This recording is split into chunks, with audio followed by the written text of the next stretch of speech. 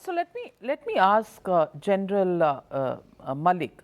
General Malik, I want to ask you because this is especially a troubled time as far as our neighborhood is concerned. We are looking at Pakistan, we are looking at the Taliban in Afghanistan, we are also looking at an expansionist China. In the Northeast, we've seen a few incidents happening in recent times. As far as all of these geopolitical problems are concerned, uh, there is so much of experience and there is so much of ground experience that General Bipin Rawat had in bringing expertise to the table.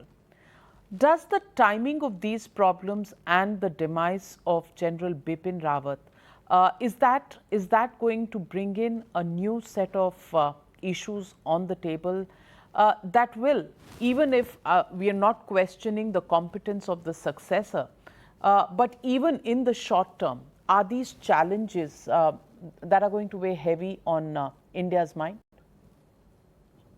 Navika, as far as the geopolitical situation is concerned, I don't think that is going to make much of a difference because all the three chiefs and their subordinates, they are well versed into what is happening.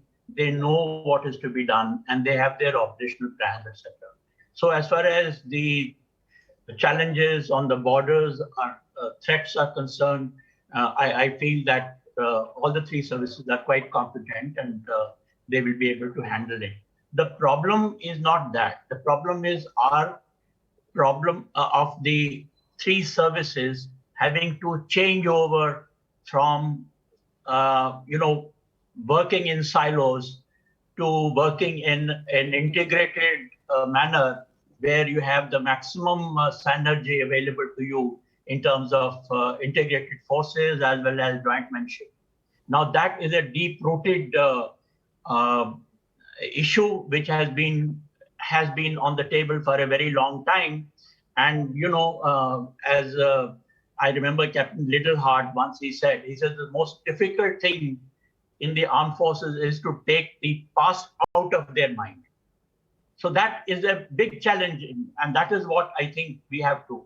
Now, USA had a law passed under the Goldwater-Nichols Act, and that made it easier for them to get into the integration and jointmanship and have the kind of theater command that they have got today. All that was written down by the politicians and it was passed as a law.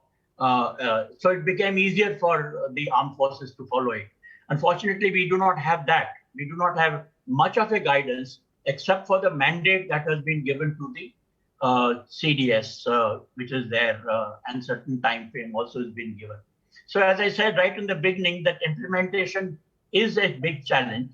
And these, you have to work yourself in a manner that you also have the harmony going, and yet, those minds which are rusted into their that old concepts and old ideas and all, we give it up to them.